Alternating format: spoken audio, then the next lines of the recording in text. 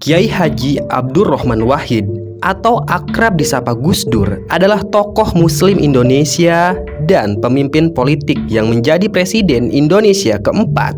Ia menggantikan Presiden B.J. Habibie setelah dipilih oleh Majelis Permusyawaratan Rakyat. Abdurrahman Wahid lahir pada hari keempat dan bulan ke-8 kalender Islam tahun 1940 di Denanyar, Jombang, dari pasangan Wahid Hashim dan Solihah. Ia lahir dengan nama Abdurrahman Ad-Dakhil. Ad-Dakhil berarti sang penakluk. Kata Ad-Dakhil tidak cukup dikenal dan diganti dengan nama Wahid, hingga kemudian lebih dikenal dengan panggilan Gus Dur. Gus adalah panggilan kehormatan khas pesantren kepada seorang anak kiai, yang berarti abang atau mas. Gus Dur adalah putra pertama dari 6 bersaudara. Gus Dur lahir dalam keluarga yang sangat terhormat dalam komunitas Muslim Jawa Timur. Kakek dari ayahnya adalah Kiai Haji Hashim Asy'ari, pendiri Nahdlatul Ulama. Sementara kakek dari pihak ibu adalah Kiai Haji Bisri Syansuri.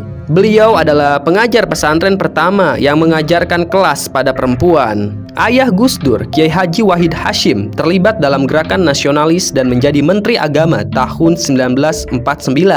Ibunya Nyai Haja Solehah adalah putri pendiri pondok pesantren Denanyar, Jombang. Gus Dur secara terbuka pernah menyatakan bahwa ia memiliki darah Tionghoa. Menurutnya, ia adalah keturunan dari Tan Kim Han yang menikah dengan Tan Alok, saudara kandung Raden Patah, yang tak lain adalah pendiri Kesultanan Demak. Pada tahun 1944, Gus Dur pindah dari Jombang ke Jakarta, tempat ayahnya terpilih menjadi ketua pertama Partai Majelis Syuro Muslimin Indonesia atau Masyumi, sebuah organisasi yang berdiri dengan dukungan tentara Jepang yang saat itu menduduki Indonesia. Gus Dur kembali ke Jombang dan tetap berada di sana selama Perang Kemerdekaan Indonesia melawan Belanda. Pada akhir perang tahun 1949, Gus Dur pindah ke Jakarta dan ayahnya ditunjuk sebagai Menteri Agama. Gus Dur belajar di Jakarta, masuk SD Kris sebelum pindah ke SD Matraman Perwari. Gus Dur juga diajarkan membaca buku non-muslim, majalah, dan juga koran oleh ayahnya untuk memperluas pengetahuannya. Gus Dur terus tinggal di Jakarta dengan keluarganya meskipun ayahnya sudah tidak menjadi Menteri Agama pada tahun 1952. Kemudian pada April 1953, ayahnya Gus Dur meninggal dunia akibat kecelakaan mobil.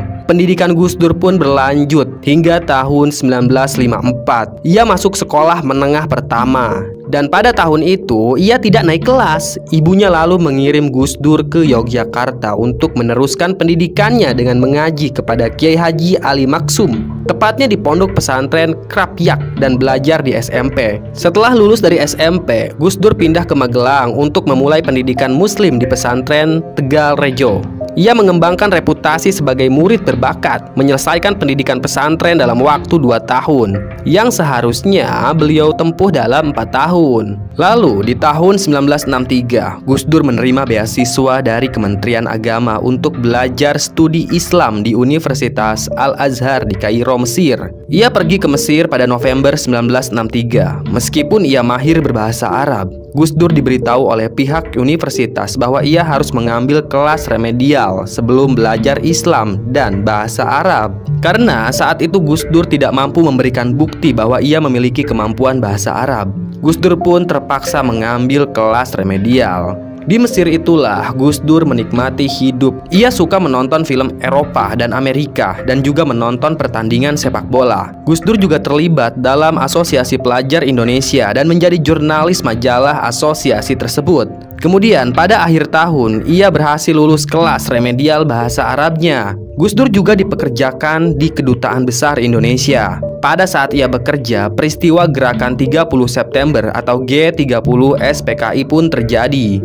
Jenderal Soeharto menangani situasi di Jakarta dan upaya pemberantasan komunis dilakukan. Sebagai bagian dari upaya tersebut, Kedutaan Besar Indonesia di Mesir diperintahkan untuk melakukan investigasi terhadap pelajar universitas dan memberikan laporan kedudukan politik mereka.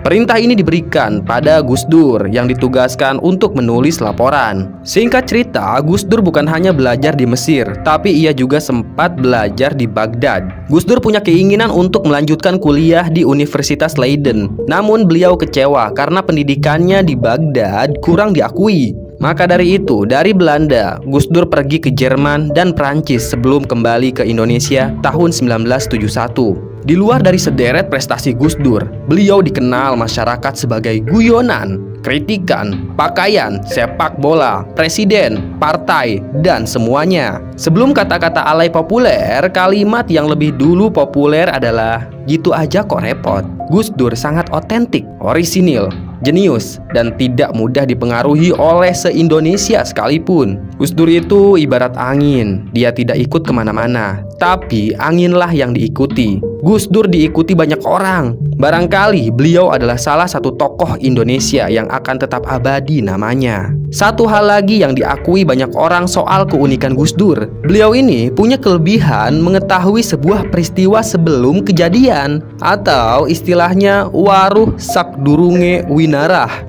Gara-gara ini pula Gus Dur sering disebut-sebut sebagai wali. Dan memang banyak sekali bukti kewalian Gus Dur. Wali dalam bahasa Arab artinya orang yang dipercaya, pelindung, pemimpin, teman dekat, atau kekasih. Masyarakat Nusantara mendefinisikan wali sebagai orang yang bertakwa, yang memiliki kedekatan dengan Allah Subhanahu wa Ta'ala, sehingga banyak mendapatkan pertolongan dan keutamaan karomah dari Allah. Sementara itu, Gus Dur juga diyakini memiliki banyak karomah, yaitu karunia Allah berupa hal-hal luar biasa yang diberikan pada para wali karena peningkatan ibadahnya atau sebab-sebab lain. Karomah merupakan perkara luar biasa yang berlaku bagi ulama dan wali Allah. Mereka adalah golongan manusia beramal soleh, ikhlas dalam perkataan, serta menjadikan seluruh hidup mereka hanya untuk beribadah kepada Allah. Diketahui bahwa Gus Dur adalah sosok yang sangat menjaga amalannya. Setiap hari beliau tak pernah kurang membaca surat Al-Fatihah sebanyak 14.000 kali.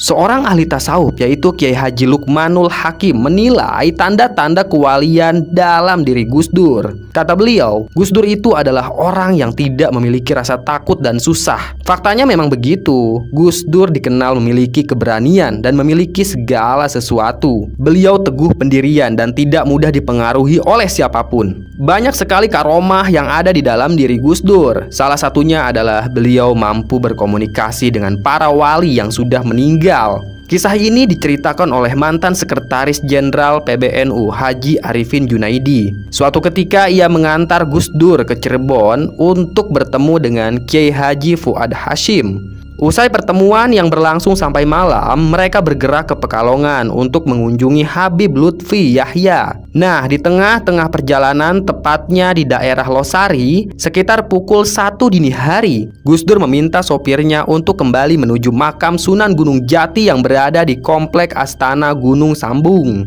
tepatnya di Cirebon. Gus Dur pun berkata, "Saya baru saja dipanggil oleh Sunan Gunung Jati." Seketika saja seluruh rombongan terdiam, tak ada yang berkomentar soal keinginan Gus Dur itu. Dan perjalanan pun berlanjut sampai di komplek makam. Anehnya, di tengah malam buta tersebut, semua juru kunci makam sudah berkumpul. Semua menyambut kedatangan Gus Dur. Mereka memakai seragam kebesaran yang biasa dipakai saat menyambut tamu istimewa. Seolah-olah sudah ada yang memberitahu, padahal waktu itu belum ada HP atau alat komunikasi lainnya. Usai tahlil, Gus Dur terduduk dan diam, sementara Pak Arifin keluar dari ruangan tempat zikir dan menuju halaman. Pak Arifin masih penasaran bagaimana bisa para juru kunci itu sudah siap menerima Gus Dur, padahal sebelumnya tidak ada rencana berziarah. Lalu Pak Arifin bertanya pada salah seorang di antara mereka tentang kejadian ini. "Kok sudah pada siap? Siapa yang beritahu?" tanya Pak Arifin. Ternyata semua juru kunci dibangunkan malam-malam oleh koordinatornya dan diminta bersiap oleh Kanjeng Sunan dengan pesan,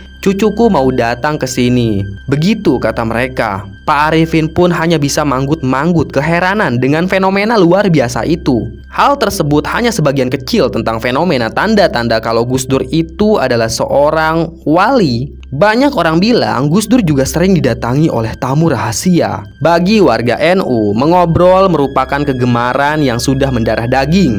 Banyak yang melakukannya sampai tengah malam, baik itu di rumah, pesantren, serambi masjid, atau tempat lainnya yang dianggap nyaman. Sebagai tokoh besar, banyak orang yang ingin mendapat petuah dari Gus Dur atau sekedar mendengarkan cerita ringan dan humor-humor Gus Dur untuk sekedar melupakan masa-masa pelik yang sedang melilit dalam kehidupan sehari-hari. Nah, kala itu seorang lelaki bernama Nuruddin Hidayat yang merupakan salah satu santri Gus Dur mengaku sering mendampingi Gus Dur bersama orang-orang terdekat Gus Dur. Kala itu Gus Dur memang sering sekali mengobrol dengan orang-orang dekatnya. Nah, di suatu malam, Gus Dur meminta agar orang-orang yang sedang menemaninya itu untuk keluar sementara waktu karena akan ada tamu yang datang. Satu persatu mereka pun keluar dan Gus Dur hanya tinggal sendirian di dalam rumah. Karena penasaran, Nuruddin pun menanyakan hal itu pada penjaga posko rumah Gus Dur mengenai siapa sebenarnya tamu yang disebut-sebut Gus Dur itu. Namun anehnya, kata penjaga, malam itu tidak ada jadwal tamu yang akan berkunjung. Nuruddin juga menanyakan hal itu pada Pas Pampres yang selalu setia mendampingi Gus Dur. Namun Pas Pampres juga sama sekali tidak tahu kalau akan ada tamu yang datang malam itu. Nuruddin bahkan tidak melihat ada orang yang masuk ke halaman rumah Gus Dur. Lantas, siapa tamu yang disebutkan Gus Dur? Tak lama kemudian, Gus Dur memanggil kembali orang-orang yang sebelumnya menemaninya untuk masuk ke dalam ruangan. Kesendirian Gus Dur tersebut tak berlangsung lama. Kunjungan tamu rahasianya hanya berlangsung 15 menit. Nuruddin kala itu sangat penasaran. Dia pun memberanikan diri untuk bertanya pada Gus Dur. "Siapa tadi tamunya, Gus?" tanya Nuruddin. Gus Dur pun menjawab, "Sesepuh," ucap Gus Dur. Karena masih penasaran, Nuruddin pun memancing Gus Dur untuk memberitahu siapa gerangan tamu itu. "Apakah Sunan Ampel, Gus?" tanya Nuruddin. Gus Dur pun menjawab dengan diplomatis, "Sunan Ampel yang paling sering," timpal Gus Dur. Nuruddin mengaku mengalami peristiwa ini tak hanya sekali. Biasanya terjadi pada pukul 10 dan 11 malam. Sumber lain mengatakan tamu rahasia yang sering datang ke tempat Gus Dur adalah Mbah Mutamakin, kakek buyut Gus Dur, yang makamnya ada di Pati, Jawa Tengah. Ketokohan Mbah Mutamakin ini juga sangat dihormati oleh masyarakat setempat. Selain itu, Gus Dur juga memiliki karomah yang luar biasa. Di antaranya adalah beliau punya ilmu melipat bumi. Dalam khazanah pesantren dan tradisi mistis Nusantara, ilmu melipat bumi merupakan sesuatu yang wajar untuk dibicarakan. Ilmu ini diyakini sebagai sebuah kemampuan untuk memperkecil ukuran bumi, baik dalam pandangan mata atau dalam kenyataan, yang sebenarnya agar jarak tempuh dari satu tempat ke tempat lain menjadi lebih ringkas dan bisa ditempuh dengan waktu yang lebih cepat. Pada masa lalu, ilmu ini sangat populer di kalangan orang-orang sakti. Apalagi waktu itu alat-alat transportasi belum begitu maju. Bahkan perjalanan jarak jauh pun harus ditempuh dengan jalan kaki. Meski demikian, ternyata ilmu melipat bumi konon masih ada dan banyak dimanfaatkan oleh sebagian orang sakti di zaman